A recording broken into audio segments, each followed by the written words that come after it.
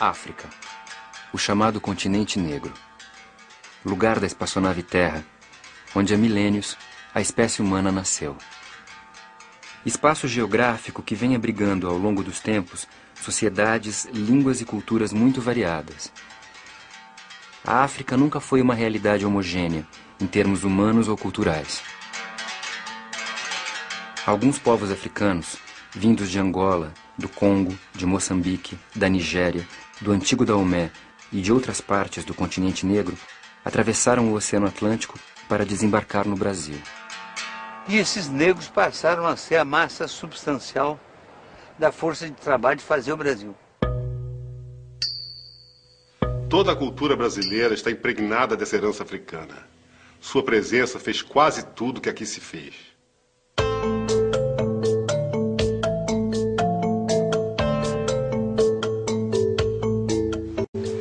Os africanos que primeiro chegaram aos trópicos brasileiros vieram da costa ocidental africana ao norte do Equador. Foi o chamado Ciclo da Guiné. Depois foram os bantus. A palavra bantu significa os homens. Vinham das regiões de Angola e do Congo, da África Central Atlântica.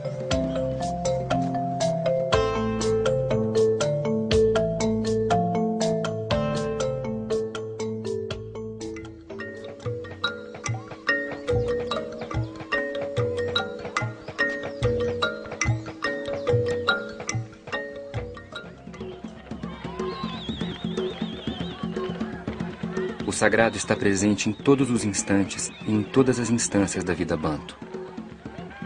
O natural e o extranatural são inseparáveis. Os bantus acreditam na existência de dois mundos, o visível e o invisível. Acreditam na interação desses mundos e em um Deus que é criador e pai de tudo que existe. Pai dos homens, pai das coisas, pai dos insetos. Deus, criador de toda a criação, não pertence ao mundo dos seres, das criaturas. Ele é o incriado, o princípio, sem princípio, de todo e qualquer princípio. Como dizem os bakongos, acima de tudo reina Zambi Pungu. Kalunga Zambi, dizem os ambundos. São nomes que traduzem, sempre, ideias de união, laço ou vínculo supremo. Toda vida é sagrada. E no centro de toda a criação está o ser humano, a primeira realidade sagrada que Deus criou. A vida humana, o homem, centro da criação, é o critério do bem e do mal. A ética negro-africana é antropocêntrica e vital.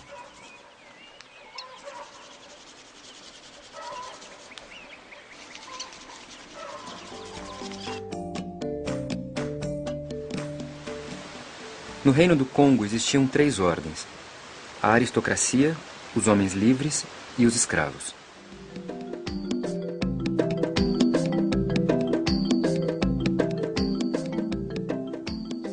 A África era um continente de escravos e de senhores de escravos.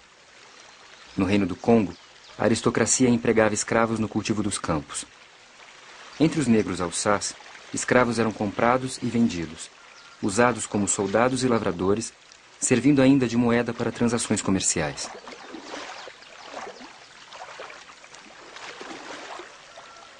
Assim, quando europeus e africanos se encontraram, ambos já sabiam muito bem o que era escravidão.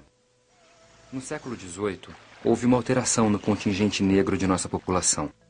Enquanto traficantes de escravos de outras regiões brasileiras permaneciam nas rotas de Angola e do Congo, a Bahia passou a enviar navios para a costa de Minas e, em seguida, para o Golfo de Benim. Começou a receber ondas sucessivas de jejes, de nagôs e, em menor escala, de alçás.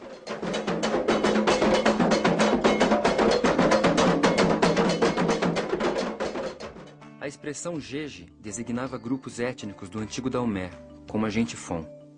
A expressão nagô referia-se a grupos étnicos de língua iorubá. Esses agrupamentos vieram para dar a definição única da fisionomia biológica e cultural da gente da Bahia, de Recife e de São Luís do Maranhão.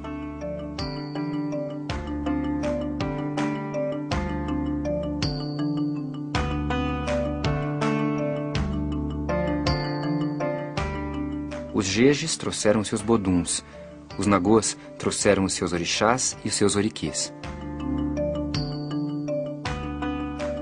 O africano, para tudo, ele tem o cântico, ele tem o oriqui, ele tem a forma de saudar, não é aquela coisa, né, de meu pecado, meu erro. E o orixá não tem pensamento negativo. O negócio que o orixá castiga, o orixá não castiga ninguém. E o candomblé é uma religião que, para ela, nossa formação é toda mística, é toda particular. É uma coisa que vai no sangue da pessoa.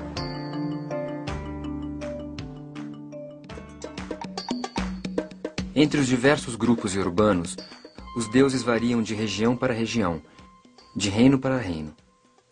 No Império de Oió, por exemplo, quem estava no centro era Xangô, o deus do trovão. Além de Oió, outros pequenos reinos dos iorubás tornaram-se referências preciosas para nós brasileiros, como Queto, a terra de Oxóssi, e Irê, a terra de Ogum. Regiões que haviam conhecido, antes de qualquer contato com europeus, a metalurgia, um alto grau de urbanização, uma produção estética sofisticada e a economia monetária.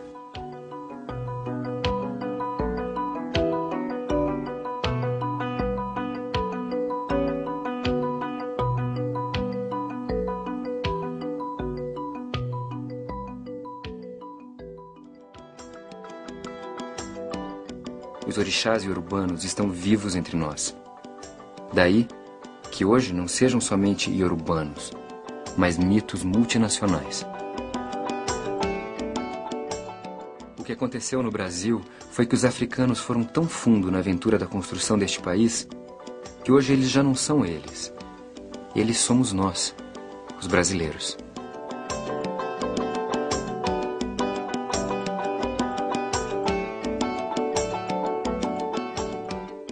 A cultura brasileira tem por sua base negra, por sua base índia, pelo que já incorporou dessas bases, tem um vigor que vai permitir que ela floresça formidavelmente. E floresça não por peculiaridade, por criatividade. O negro vem a ser, apesar de todas as dificuldades que enfrenta, o componente mais criativo da cultura brasileira. Aganju, Xangô.